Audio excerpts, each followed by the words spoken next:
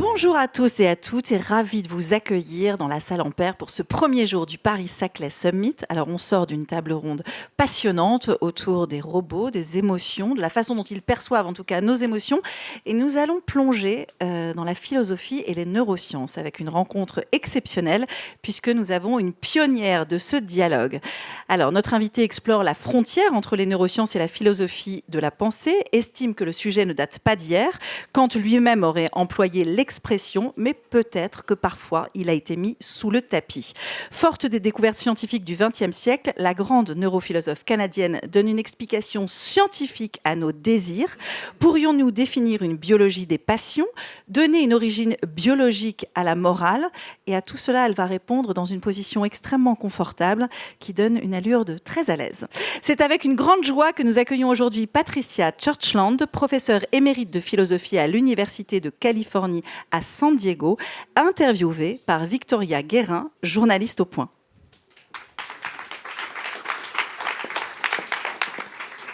Tout d'abord, merci beaucoup, Patricia. Merci beaucoup, Patricia, d'être ici aujourd'hui en France. Comme Sophie vous a introduite, vous êtes donc une philosophe américaine reconnue pour avoir fondé un nouveau domaine, la neurophilosophie. Je crois que vous êtes l'une des premières à avoir employé ce terme. Est-ce que vous pouvez déjà nous expliquer pourquoi vous vous qualifiez comme ça et comment, dans votre carrière, vous en êtes arrivé à vous qualifier de neurophilosophe?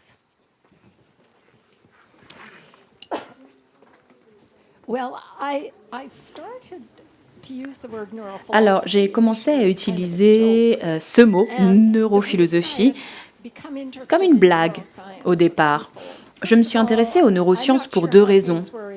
Je ne sais pas quelle était la situation en Europe, mais au Canada et aux États-Unis, les philosophes à l'époque s'intéressaient davantage aux mots qu'aux phénomènes. Ils jouaient à des jeux ensemble, ils procédaient à des analyses conceptuelles plutôt que de vous parler de la réelle nature de ce qui constitue la prise de décision. Et en fait, pour être honnête, j'en avais assez. Et il y a eu des découvertes extraordinaires à l'époque qui m'ont fait repenser tout ça. Cette découverte, on l'appelait les résultats des patients à cerveau divisé. Certaines personnes qui souffraient d'épilepsie, qui ne pouvaient être contrôlées, donc ces personnes avaient des crises, ce qui a mené à certaines expériences, à savoir que l'on coupait le lien entre les deux hémisphères pour tenter de voir si l'on pouvait empêcher les crises épileptiques et leur étendue à l'ensemble du cerveau. Et je vais vous donner une version simplifiée des résultats de ces expériences.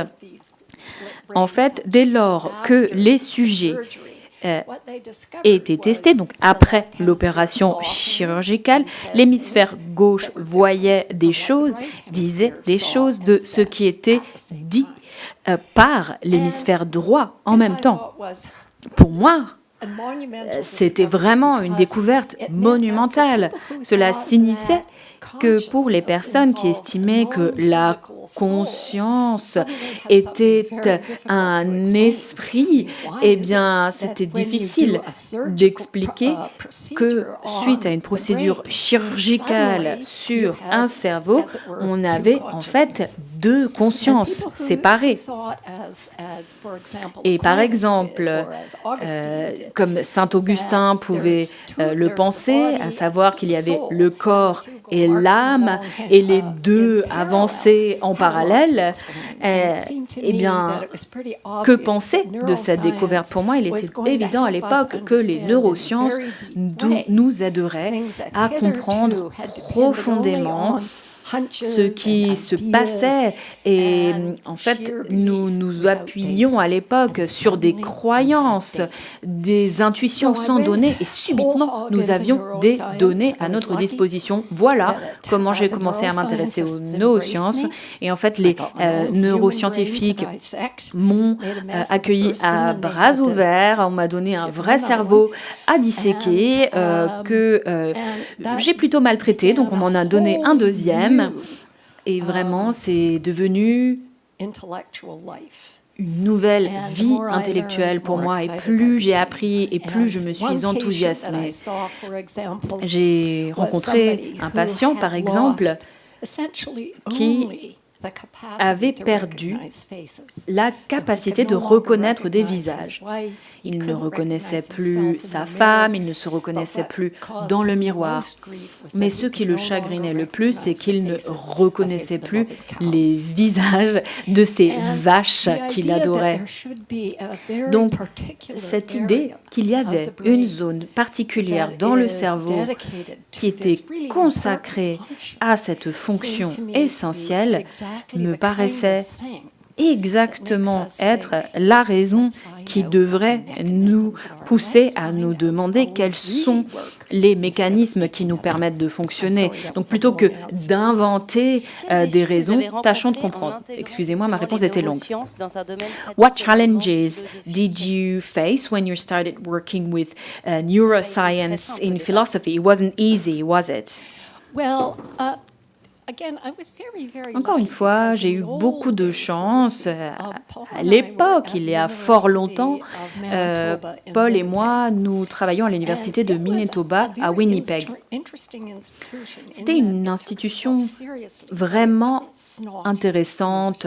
Elle n'était pas snob, si vous voulez, pas arrogante, contrairement à certaines universités de la côte est des États-Unis qui ne m'auraient peut-être pas accepté, mais à Manitoba, j'étais bien acceptée. Et Paul trouvait que ce que je faisais était incroyable avec les neurosciences et donc il a aussi contribué à ce que les philosophes ne s'en prennent pas à moi. On en a parlé avant, mais vous savez, je crois que ce qui a joué aussi dans ma réussite de façon très primitive, c'était mon mari, Paul. Il s'intéressait à nombre de sujets qui m'intéressaient aussi, mais il avait un avantage de taille. Il était immense et il a vraiment des épaules extrêmement larges. Et bien sûr, cela ne devrait pas être important alors que nous sommes en train d'établir des stratégies intellectuelles. Mais en fait, cela signifiait que dans le vrai monde des personnes réelles, cela faisait la différence.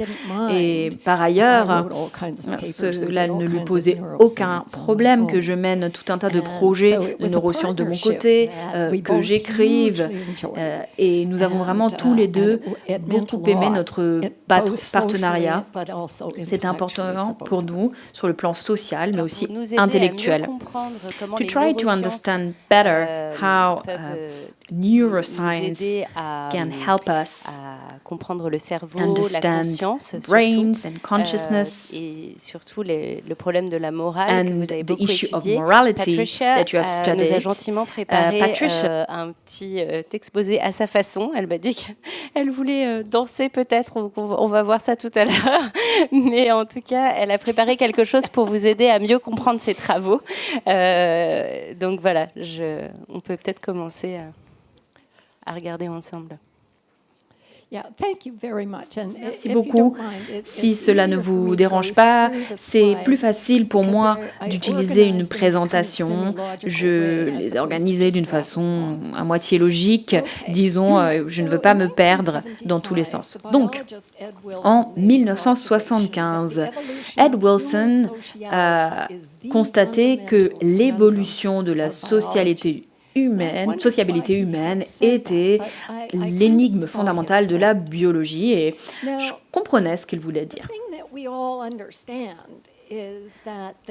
Nous comprenons bien que le niveau de valeur le plus profond pour les espèces et pour que l'évolution puisse faire son travail est que la survie, notre survie, celle du soi, est essentielle.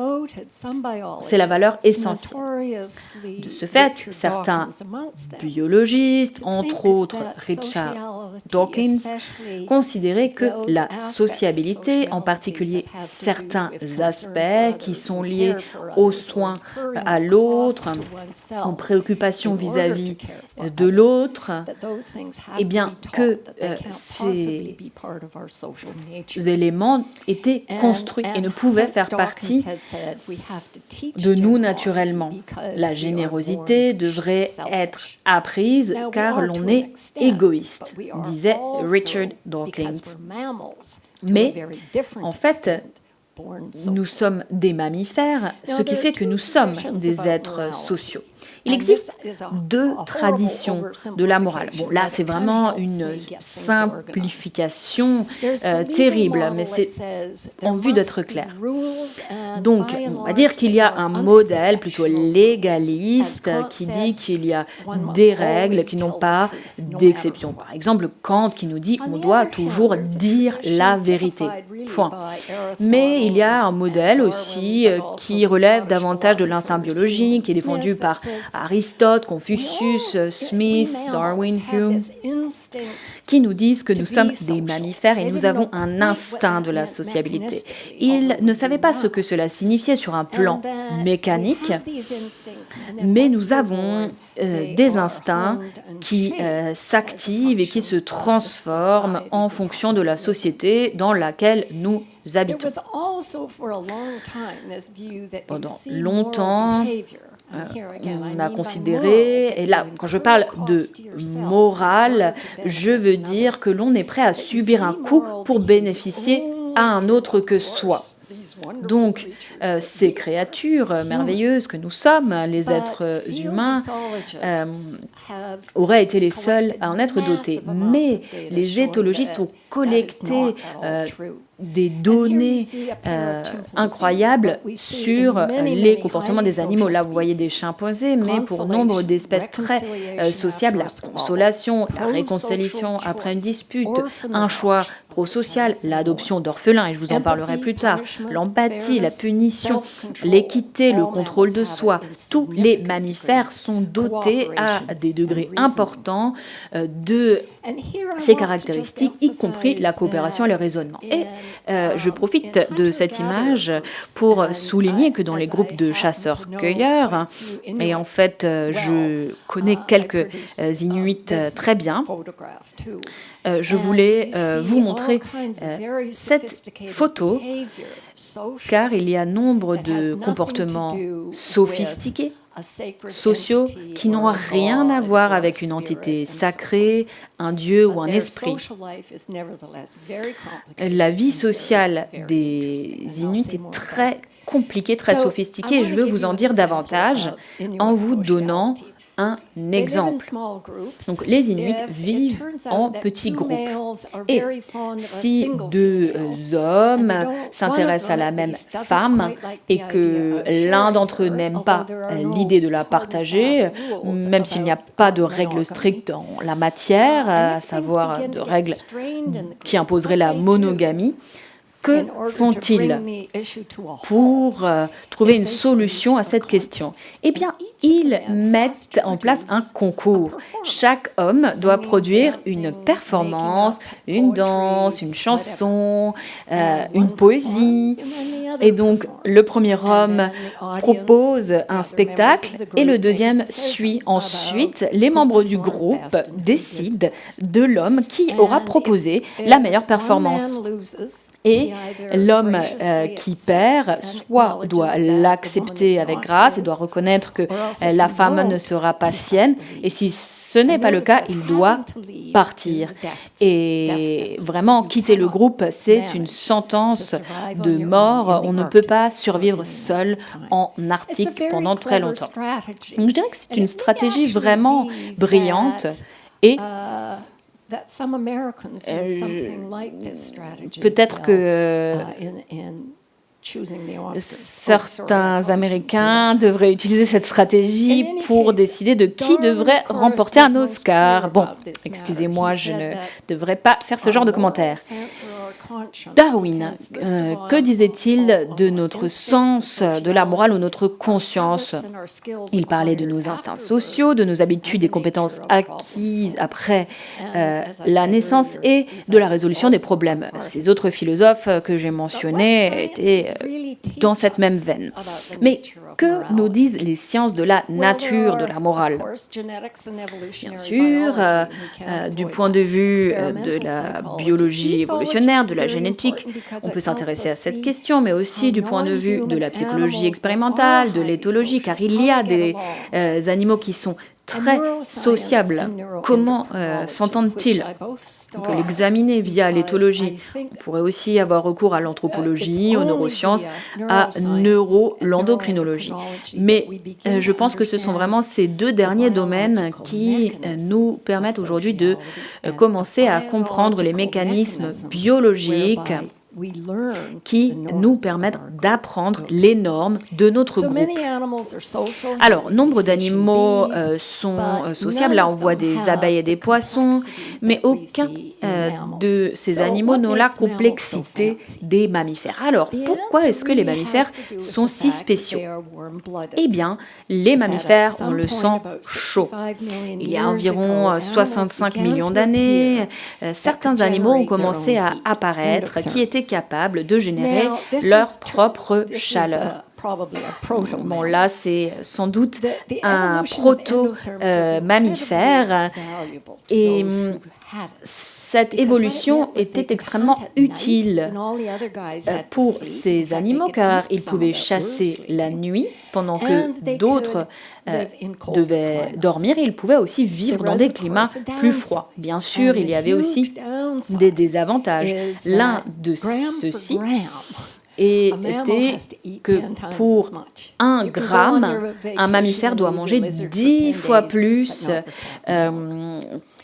qu'un animal qui n'est pas un mammifère. Par exemple, vous pouvez laisser votre lézard pendant une semaine et partir en vacances, il ne mourra pas de faim, contrairement à votre chat. Donc, quand on doit manger 10 fois plus, ses capacités d'apprentissage doivent être bien supérieures. Et votre niveau d'indépendance néonatale diminue. Une tortue peut éclore et être autonome, alors qu'aucun petit mammifère n'en est capable. Donc, l'indépendance néonatale est sacrifiée. Mais qu'est-ce qui a changé dans l'évolution pour que les nouveau-nés ne meurent pas? Regardez ces petits rats, par exemple. Eh bien, l'apprentissage a fait la différence, mais c'est un organe en particulier qui a dû apprendre et le cortex s'est développé. Là, vous voyez à gauche, en haut à gauche et en haut à droite, vous voyez la structure en couche du cortex. Aujourd'hui, on comprend mieux le cortex, mais il a fallu du temps. Là, vous voyez une reconstruction du développement du cortex, vous voyez les neurones.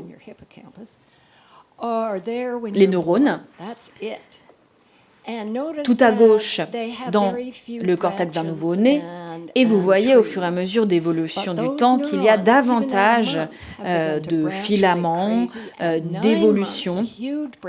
9 mois, vous voyez au milieu, il y a davantage de neurones qui se sont développés, des circuits supplémentaires. C'est le cas aussi quand on regarde la même zone à 2 ans et à l'âge adulte. Vous voyez, le cerveau devient de plus en plus efficace. Et il y a parmi ces informations que l'on apprend, la façon dont on peut s'entendre avec son groupe social, avec sa mère, par exemple, si vous êtes seul avec elle, mais aussi avec les autres membres du groupe, si vous êtes en groupe, qu'il s'agisse de frères, de sœurs, de pères ou d'autres. Un petit rappel. Ah non, je ne peux pas vous montrer, mais vous voyez tout en haut à droite, il y a environ 65 millions d'années, il y a eu donc cette apparition des mammifères. Avant, il y avait des animaux à sang froid qui avaient peut-être un mécanisme qui pouvait leur permettre de produire de la chaleur. Bon, les kangourous, par exemple, sont très différents des autres mammifères dans la manière dont ils produisent de la chaleur.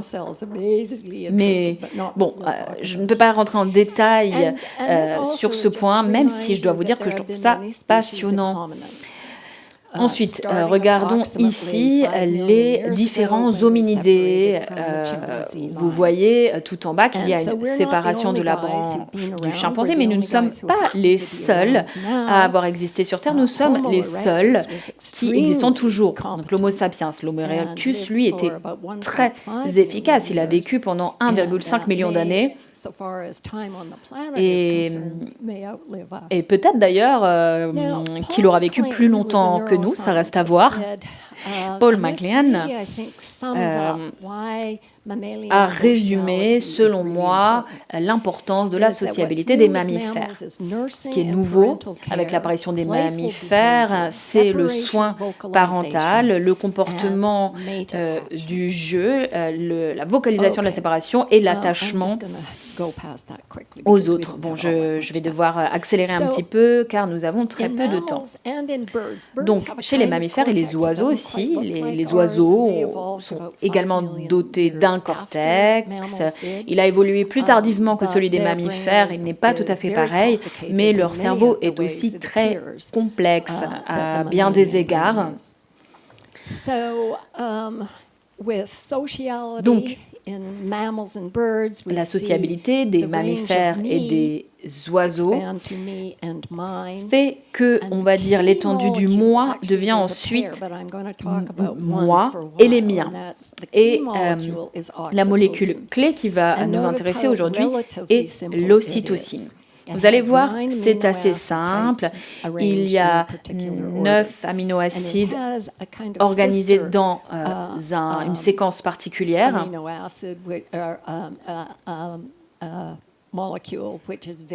Et il y a une autre molécule qui nous intéresse, la vasopressine. Et il y a d'autres tocines qui pourraient nous intéresser et qui reviennent de très très très loin. C'est comme si la mère nature avait tiré parti d'une molécule qui fonctionnait très bien, qui s'est dit non mais c'est parfait, on va utiliser celle-ci pour tout un tas de choses. Et cette molécule est utilisée pour tisser des liens entre la mère et l'enfant et la mère. Il y a un mécanisme lié à l'ocytocine que l'on comprend beaucoup mieux aujourd'hui.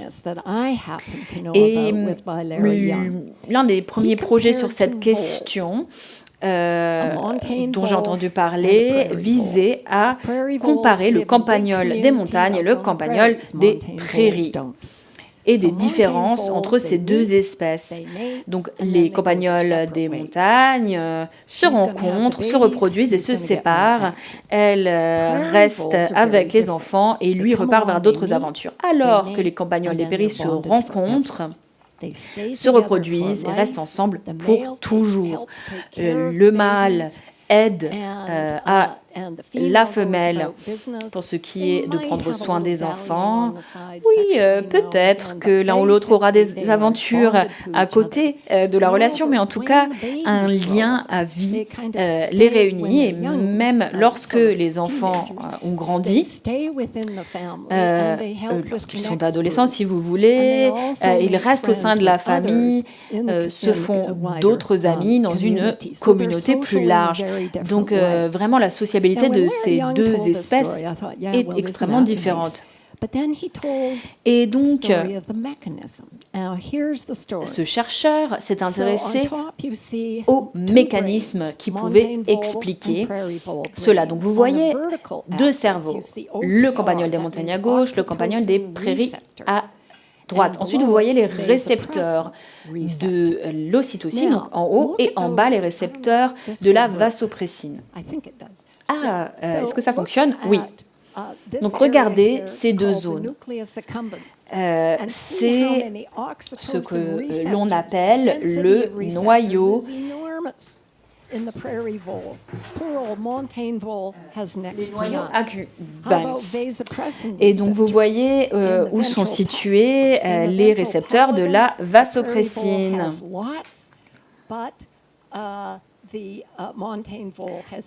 Il y en a très peu pour le campagnol des montagnes et beaucoup plus pour le campagnol des prairies.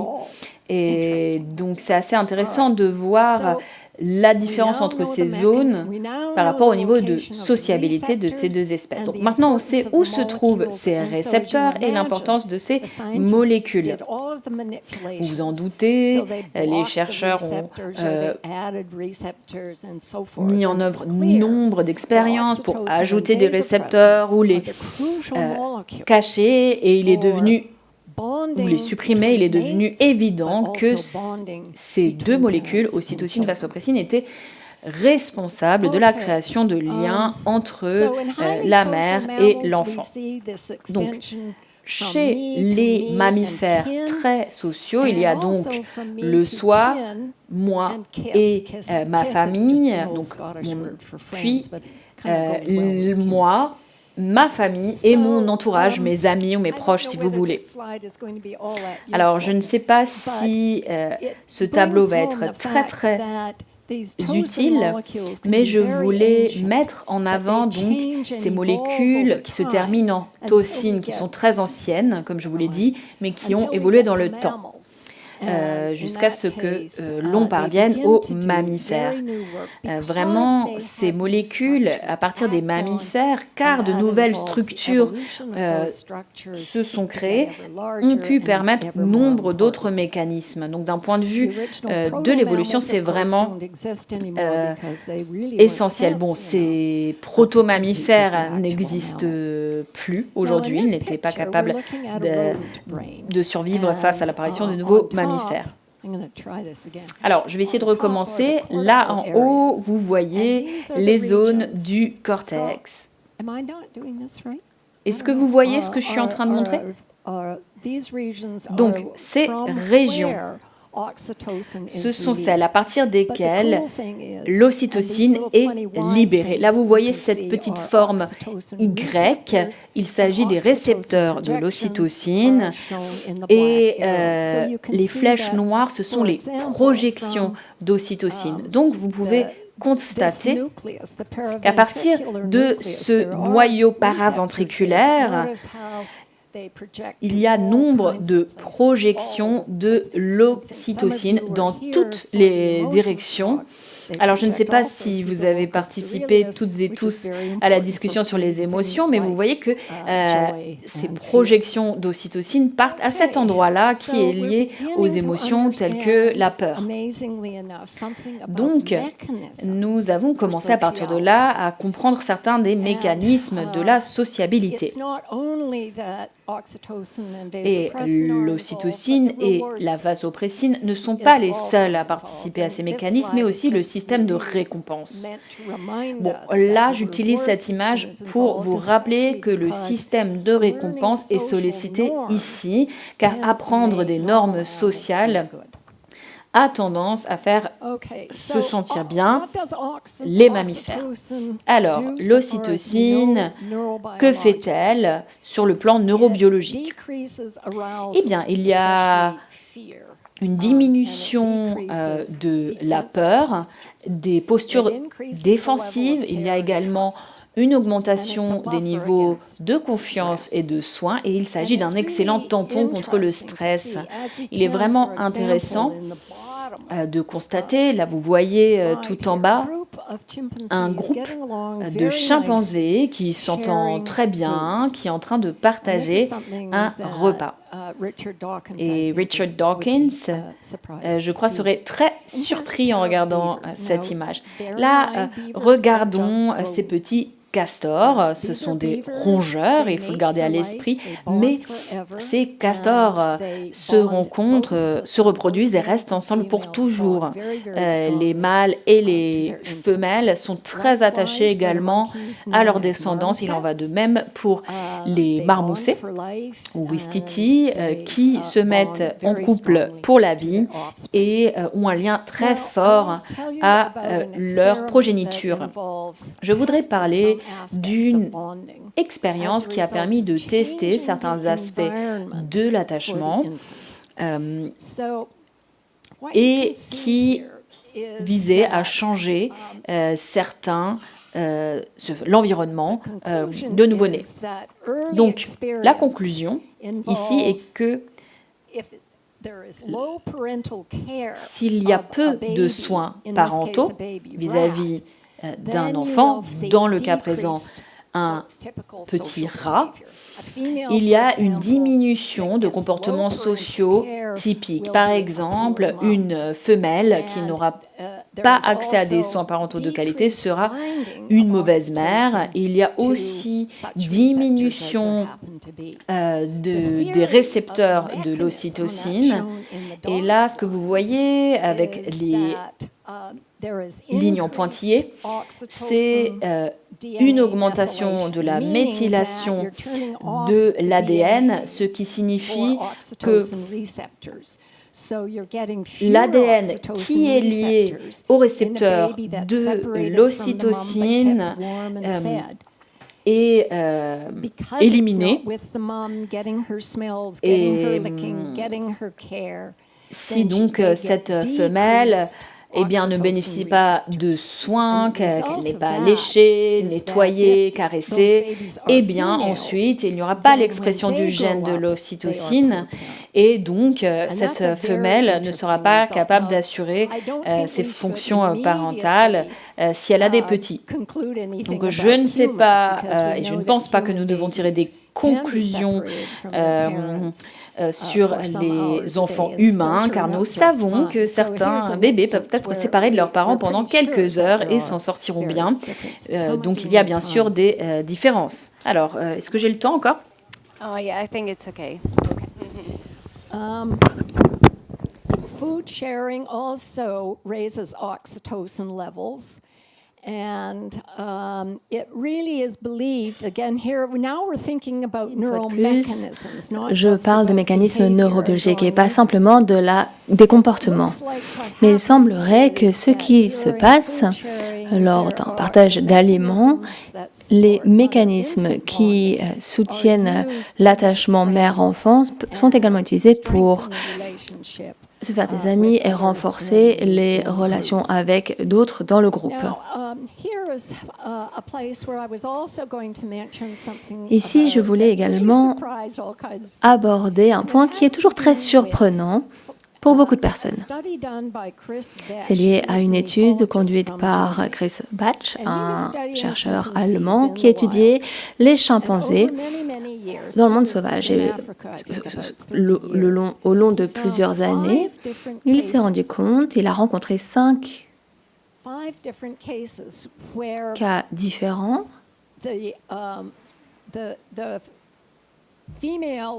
dans lesquels la femelle chimpanzé était morte et les chimpanzés mâles avaient adopté les bébés et leur avaient alors appris à se nourrir, à se comporter socialement, lui avaient permis de se déplacer sur son dos. Donc, il y avait vraiment un fort degré de travail. It is working. Is that working okay? Oh, good. Non, tout va bien, pas de problème. Donc, cela montre que les hommes peuvent tout à fait, ou les mâles peuvent adopter les bébés. Et Baesch avait anticipé une critique, à savoir qu'il serait s'agit alors des pères biologiques. Et il avait donc décidé de collecter et de faire une analyse génétique des urines des chimpanzés adultes comme bébés. Et dans aucun des cas, le chimpanzé mâle n'était le père biologique du bébé qu'il avait adopté. Donc, c'est très intéressant sur les relations chez les mammifères non humains. Et peut-être que nous ne sommes pas les seuls à devoir imaginer que nous sommes les seuls à avoir une morale. Je pense qu'il est également intéressant de parler des loups ici. Je suis canadienne et j'ai passé beaucoup de temps dans les endroits les plus sauvages de mon pays.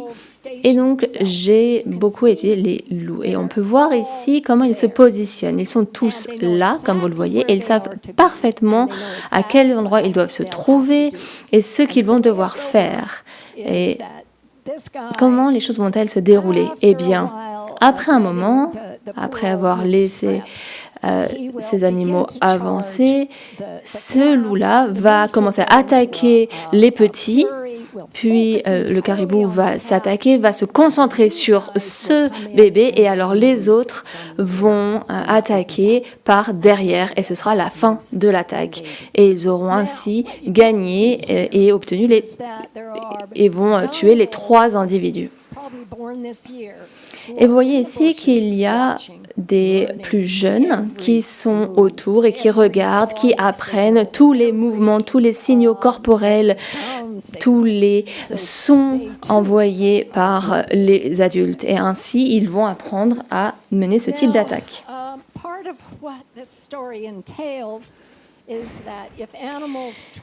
Et si les animaux se font confiance les uns aux autres et s'apprécient, alors cela peut donner naissance à une coopération. Et ici, vous voyez un exemple très intéressant des Inuits dans le Nord qui ont réussi à survivre dans des conditions extrêmement compliquées et difficiles. Et ils y parviennent d'une façon qui montre bien qu'ils ont adapté leur sociabilité et leurs normes sociales et règles sociales pour pouvoir survivre dans ce contexte difficile. Donc, l'hypothèse que je vous présente, c'est que l'attachement, la confiance sont en réalité des plateformes pour la moralité. Qu'elles offrent des dispositions qui enveloppent les espaces de problèmes sociaux et que les enfants peuvent apprendre, grâce à leur environnement social, les règles sociales qui gouvernent le groupe auquel ils appartiennent. Et les animaux ont la même motivation de trouver de bonnes solutions à des problèmes pratiques, tout particulièrement lorsque l'environnement change, comme c'est parfois le cas.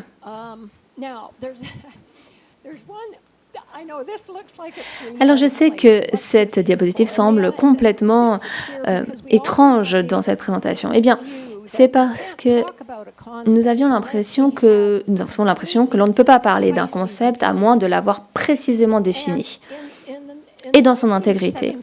Dans les années 70, Eleanor Roche, une psychologue de Berkeley, a fait cette observation. De manière très large, la plus grande partie des concepts que l'on utilise en sciences, mais surtout dans la vie quotidienne, les concepts sont en fait structurés de manière radiale. Qu'est-ce que je veux dire par là? Eh bien, il y a un prototype au centre du concept. Ainsi, les carottes, par exemple, si l'on parle du concept légumes, les carottes sont vraiment des légumes prototypes. Tout le monde sera d'accord, les carottes sont un légume, même si on ne peut pas précisément définir ce que c'est un légume. Et qu'en est-il des radis? Bon, eh bien, ils sont un peu plus éloignés des carottes, ok, mais bon, d'accord, ce sont des légumes, mais pas tout à fait de la même façon que l'on pourrait dire que les carottes sont des légumes. Et qu'en est-il pour les champignons. Et là, on est vraiment à la lisière du concept. Certaines personnes sont d'accord, oui, les champignons sont des légumes, et d'autres disent non, on trouve les champignons avec les autres légumes au supermarché, mais bon, on peut les trouver ailleurs. Bon, en réalité, ça ne compte pas vraiment. Est-ce qu'on ne pourrait vraiment utiliser le terme légume que s'il était parfaitement défini? Si c'était le cas, on ne pourrait jamais l'utiliser. Et cela s'applique à de nombreux concepts avec lesquels nous sommes très à l'aise, comme qu'est-ce que c'est qu'un ami, un ennemi, quand est-ce que l'on est heureux, triste, qu'est-ce que c'est qu'un comportement de consolation, etc., etc. On peut dire qu'est-ce que c'est que le prototype que nous avons appris lorsque nous étions enfants. Nous savons, lorsqu'on s'éloigne un petit peu de ces cas prototypes, on peut inclure les cas qui sont le plus à la lisière. Certains le font, certains non, mais généralement, ça ne compte pas tant que ça. Et l'évolution nous permet de créer le style vraiment de base du cerveau qui explique ce qu'est la douleur et le plaisir, ce qui s'applique au loup, au castor. Et l'expérience, encore une fois, c'est différent pour les différents mammifères humains, loups ou castors, mais nos expériences façonnent notre sociabilité et nous créent des préférences et habitudes bien spécifiques en utilisant le système de récompense. Et donc, la chronologie de l'ocytocine et de la vasopressine se relient à d'autres molécules comme la dopamine qui jouent un rôle clé dans le système de récompense. Donc c'est vraiment une histoire très complexe avec beaucoup de détails. Les êtres humains créent des niches à long terme qui changent bien souvent. Et on voit des variations entre les pays. Des solutions intelligentes à des problèmes peuvent être apprises puis modifiées par les générations suivantes en disant voilà, on pourrait améliorer les choses. Par exemple, si l'on regarde les normes, les standards dans la fabrication de bateaux dans le nord-ouest, on avait une idée très précise de ce dont on avait besoin pour pouvoir pêcher dans les eaux de ce que l'on appelait l'île de la reine Charlotte, qui est aujourd'hui appelée Heidegger Valley. Et voilà quels sont les bateaux qu'utilisent les Inuits dans l'Arctique. Et ils n'utilisent pas de bois, bien sûr, c'est absolu. Ce sont des embarcations faites avec de la peau. Ils ne sont pas confrontés au même type d'eau dans ces différents endroits. Donc, la différence dans la façon de construire des bateaux sont influencées par l'environnement et de la même façon, nos normes sociales sont influencées par nos environnements.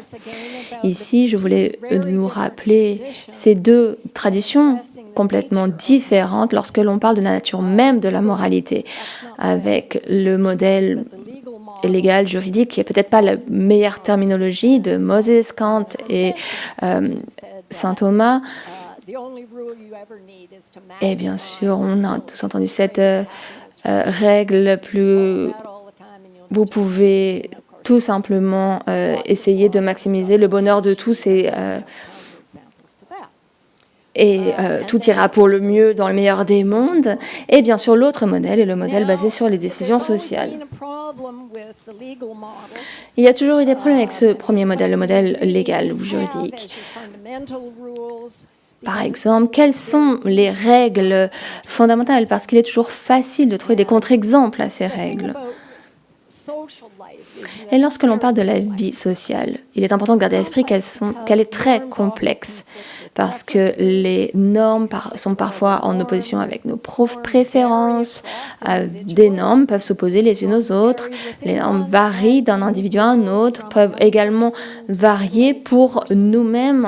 Lorsque nous sommes jeunes, adultes ou un peu plus âgés, nous avons peut-être une autre compréhension de ce que sont les normes et les souvenirs ne sont pas évoluent avec le temps parfois. Vous n'avez certains souvenirs qui vous viennent à l'esprit quand vous essayez de prendre une décision et vous n'avez peut-être pas les souvenirs les plus pertinents qui vous viennent à l'esprit alors.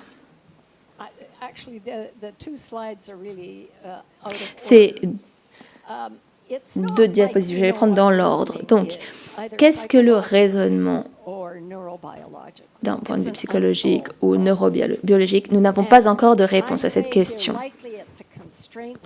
Je dirais que c'est probablement un processus de satisfaction contraint qui comprend l'ensemble de ces éléments, qui n'est probablement en réalité pas une logique déductive. Et de quoi pas est-ce que je parle lorsque je parle de logique déductive? P et Q n'est pas Q, alors c'est P. Bon, peut-être que c'est quelque chose que je peux utiliser une fois par semaine, mais en réalité, j'utilise principalement d'autres formes de raisonnement qui ne sont donc pas des processus de logique déductive. Et la sociabilité, bon, je trouve ça intéressant. C'est peut-être pas encore quelque chose que je maîtrise parfaitement encore, mais si la sociabilité apporte du plaisir, alors peut-être que nous adoptons des comportements qui n'ont rien à voir avec la transmission de gènes. Par exemple, ce singe et ce chien ne vont pas transmettre de gènes communs. Et pourtant, ils adoptent un comportement qui leur fait plaisir à l'un et à l'autre. Et donc, pour résumer, il y a un lien avec la moralité et la morale. De manière très large, la sociabilité découle du soin de l'autre. Le soin de l'autre et l'apprentissage social découle de normes sociales pour le bien et le mal.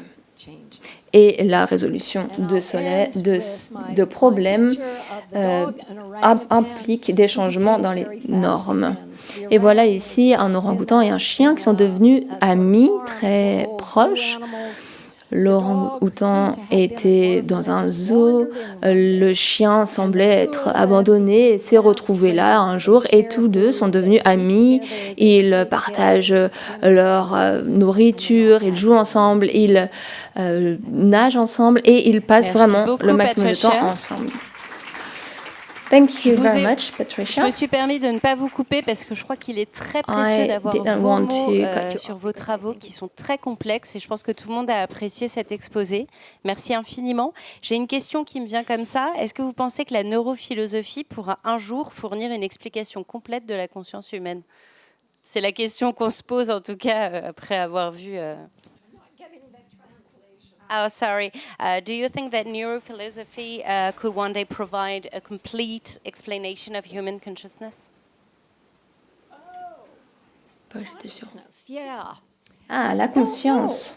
Je ne sais pas. Ça semble être une fonction du cerveau. Lorsque je vais me coucher, lorsque je dors, je ne suis plus consciente. Lorsque je me réveille, de nouveau, je suis pleinement consciente.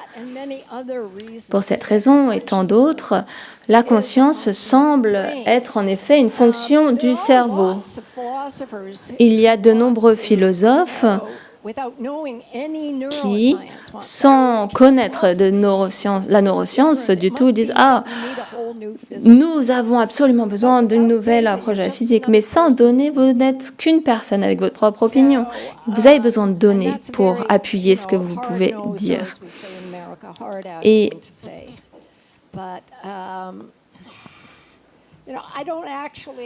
je ne sais pas. Bon, je n'ai pas vraiment envie de perdre trop de temps sur ce type de discussion pour le moment. Peut-être qu'il y a des questions dans le public, c'est le moment, profitez-en. Thank you very much. Maybe you have questions. How am I going to get my translation back?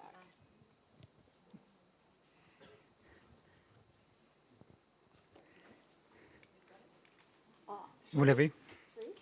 Yes. Ok. Yves Pommier, si nous devons envoyer si on doit envoyer un groupe de gens très savants sur Mars pour un certain temps, est-ce que votre science est nécessaire et indispensable même avant de les envoyer? You mean with regard to their sociality? Vous voulez dire pour leur sociabilité? If they don't get along and they Oui, s'ils se détestent, qu'ils n'arrivent pas à vivre les uns avec les autres, imaginez envoyer Elon Musk. how are are they possibly going to get along? Comment est-ce qu'ils arriveraient à bien s'entendre avec Elon Musk? Bon, So I think you would want to choose quite oui, je pense qu'il faudrait choisir avec soin les personnes que vous décideriez d'envoyer dans l'espace. Il faudrait que ce soit des personnes could get along. qui arrivent à bien s'entendre. Manage those sorts of things very well. Et il y a beaucoup de personnes qui s'en sortent bien dans l'industrie, dans tous les secteurs, dans les hôpitaux. In all kinds of situations. So I think it can be Donc, done. I don't think it's je pense que c'est tout à fait possible et que ce n'est pas si dur. to have people who get Vous avez besoin de vous assurer que les gens s'entendent bien big ego types. et vous ne pouvez pas juste envoyer des personnes qui ont un ego surdimensionné dans un vaisseau spatial. Sinon, vous aurez des problèmes, c'est sûr. Une autre question peut-être?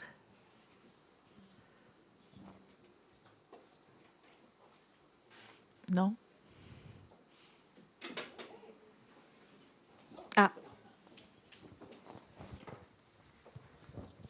Ah, Bonsoir Philippot, merci.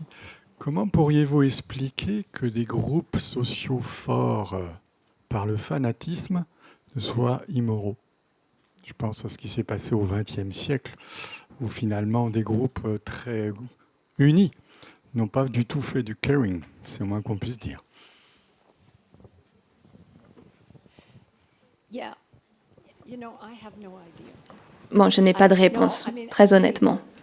Je ne peux pas répondre à cette question. It's something that obviously C'est quelque chose qu'il est essentiel de réussir à comprendre, bien sûr. people get Mais convinced comment est-ce que des personnes peuvent être convaincues par un leader charismatique, par exemple, et finissent par absence of having bonded agir d'une façon qu'ils n'auraient jamais imaginé faire s'ils n'avaient pas été si attachés à ce leader? C'est quelque chose qu'on ne comprend vraiment pas du tout.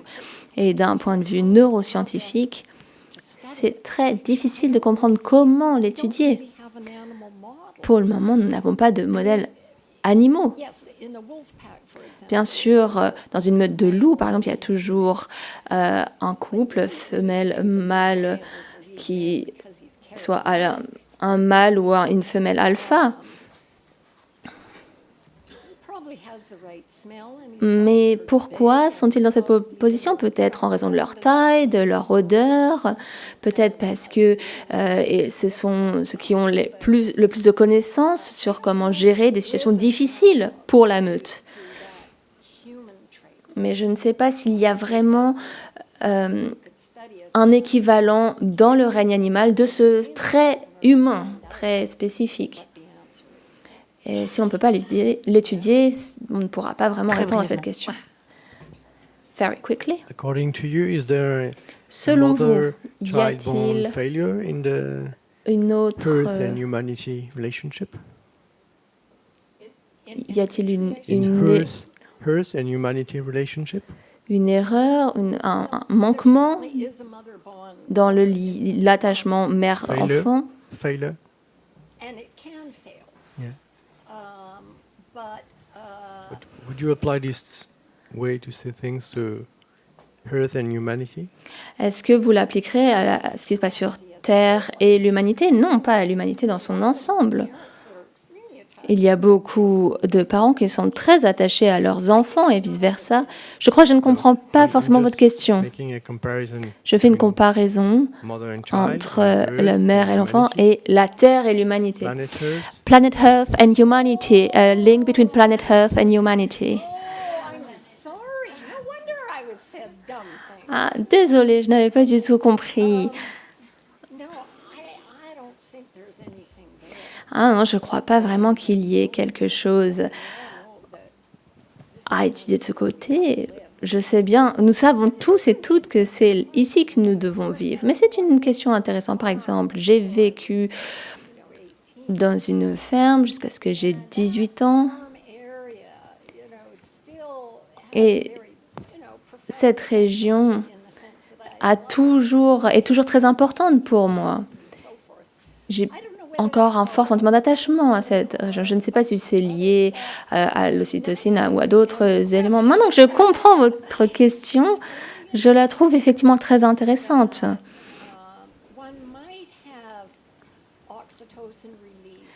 Il y a peut-être une libération d'ocytocine dans des conditions qui permettent de créer un attachement à un lien, à un lieu sur Terre. C'est intéressant, je n'y ai jamais pensé, donc merci beaucoup pour cette question.